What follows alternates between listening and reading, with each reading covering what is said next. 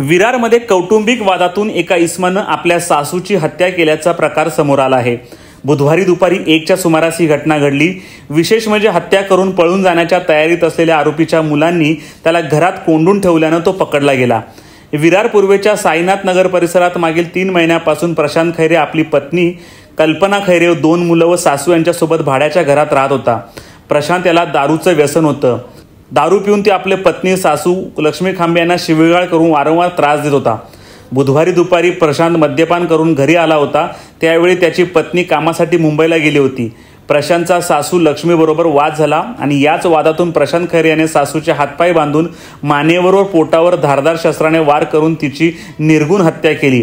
हत्या करून प्रशांत पळून जाण्याच्या तयारीत होता। घरात असलेल्या मुलांनी दरवाजाला कडी लावून प्रशांत याला आत डांबून ठेवलं व आजूबाजूला ओरडा करून नागरिकांना गोळा करून पोलिसांना या घटनेची माहिती दिली। पोलिसांनी तात्काळ आरोपीला अटक केली आहे। ही गोष्ट खरी आहे की एक विरार पोलीस स्टेशनच्या अंतर्गत जानूवाडी साईनाथ नगर येथे एक वामन निवास नावाची एक बिल्डिंग आहे। तिथे रूम नंबर 204 मध्ये हा प्रकार घडलेला आहे। म्हणजे प्रकार असा आहे की जावयाने सासूला मारून टाकलेला आहे। याच्यामध्ये जे मरण्यामागचं कारण आहे घरगुती वाद आहे।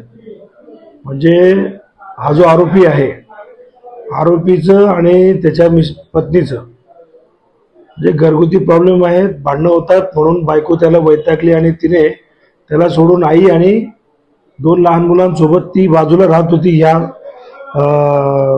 जानूवाडी परिसरामध्ये। आणि तिथे ती राहत असताना दादरला पण ती एका दुकानामध्ये, कपड्याच्या दुकानामध्ये का पार्ट टाइम जॉब वगैरे करत होती। आणि आज दिनांक 19/6/2024 रोजी साधारणतः 1 वाजेच्या सुमारास ही घटना घडलेली आहे। याच्यामध्ये जे आहे ते आम्ही आरोपीला पकडलेला आहे आणि आरोपीला कायदेशीर आता अटक कारवाई सुरू आहे। उद्या माननीय न्यायालयात रिमांड कायमी आम्ही हजर करीत आहोत।